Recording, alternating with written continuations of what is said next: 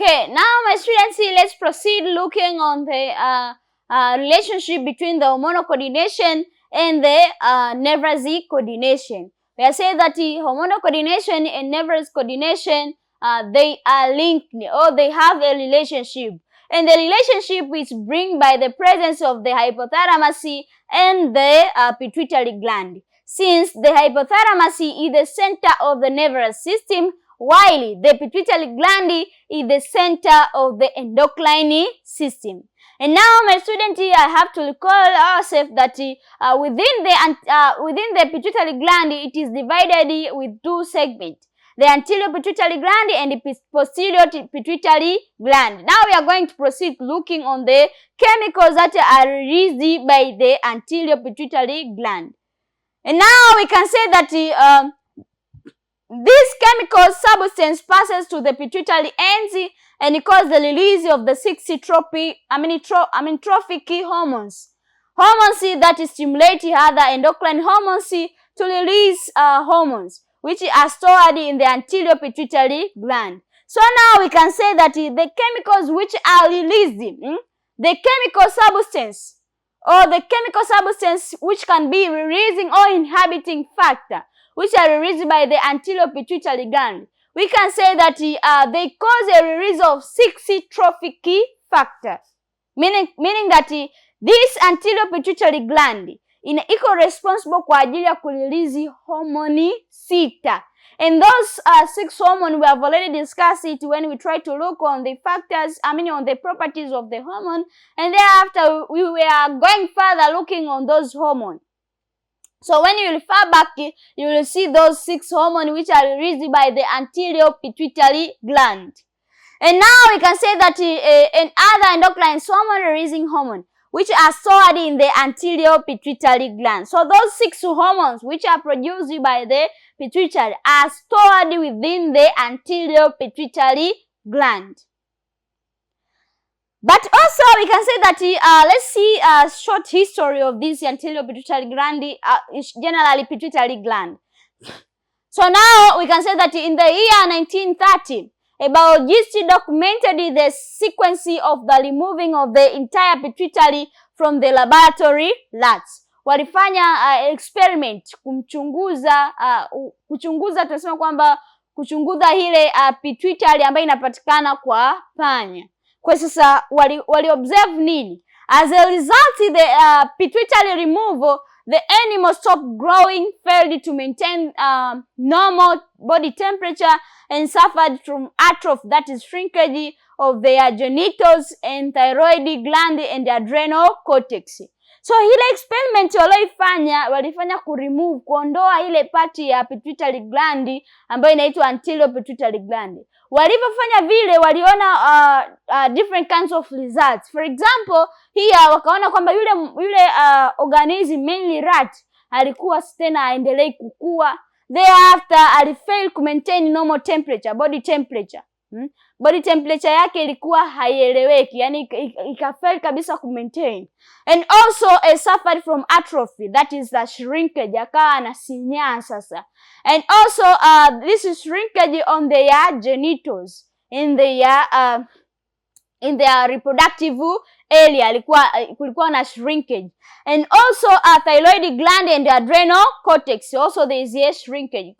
Kutokana na hizo results wakasema kwamba not sparingly their lifespan shortened dramatically. Baadaye sasa yule organism tunasema kwamba aliweza kupoteza uhai.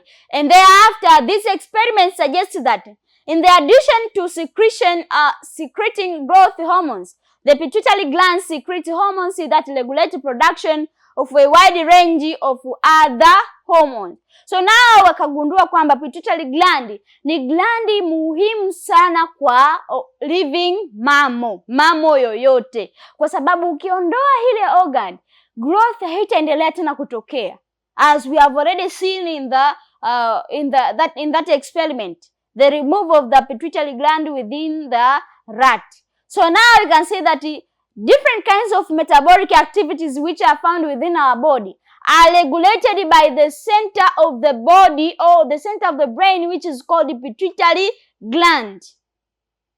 And now we can say that all pituitary gland hormones stimulate the release of the target gland hormones as their level increases. So they inhibit the secretion of the hypothalamus and the pituitary hormones. Kwa hiyo sasa hapa tunaweza tukasema kwamba zile pituitary glands zote au zile stimulating hormones zote zinazoreleasiwa au zinazotolewa na hii pituitary gland, tunasema kwamba they are stimulating hormone. They are going into their target cell so that it can bring appropriate response. As a result, now we can say that the level increases, so they inhibit the secretion by hypothalamus and pituitary hormones. So kama zile hormones zitazidi sasa ndani ya mwili, ndipo ambapo hypothalamus itadetect. Kisha detect, ita send the impulse or the information to pituitary gland, stop producing the hormones which can stimulate the increase of other hormones within the body. As we have already discussed on the feedback mechanism,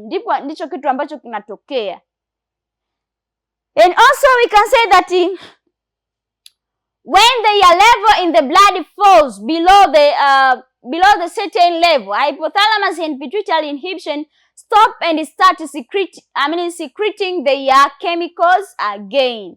Kwa hiyo sasa pale ambapo patakuwa na low level let's take an example, the low level of glucose within the blood is where now the pituitary gland allow production of the stimulating hormone so that it can trigger production of the hormone within the body so that it can raise the sugar level within the blood. As now here you can say that pituitary inhibition stop and start secreting their chemicals again that are the stimulating hormone so that it can bring the body to its original size or to its original stable condition.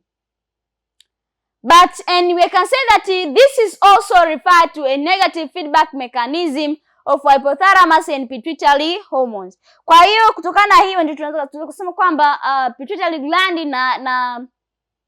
na hypothalamus inategemea negative feedback mechanism for secretion of their content within the blood. And now we can say when the level of the blood falls below certain level, hypothalamus and pituitary inhibition stop and start secreting the chemical again. So this is also referred to negative feedback mechanism as we have already seen. So hii inakuwa ni continuation. Hiyo inakuwa ni kama negative feedback mechanism. We have already seen now the connection or the link between the hormonal coordination and hormonal coordination and nervous system. We're going more further to discuss this link or this connection between the hormonal coordination and the nervous coordination. But here, my student, before we finalize our session, you have to know that the connection or the link between the hormonal system and the nervous system, it is bring by two system or two hormones or two organs which are found in our body. And the first one, it is the hypothalamus, is whereby within the hypothalamus there is that is the center of the nervous system. But tukija kuongelea pituitary gland, ndiyo center ya all hormones to be produced in our body. It will produce inhibition hormones, and also it will release stimulating hormone so that it can bring the body to its stable condition and remove any kind of disturbance that will rise in our body. So my student, now after we have seen now the negative feedback mechanism and positive feedback mechanism, so now I would like to welcome you again into the next session, is whereby we are going to clarify more about the connection link between these two, that is hormonal coordination and the nervous coordination, bringing by the hypothalamus and the pituitary gland. And by saying so, this marks the end of our today's session. So thank you for following us, Educare TZ, and bye bye. Have a nice moment.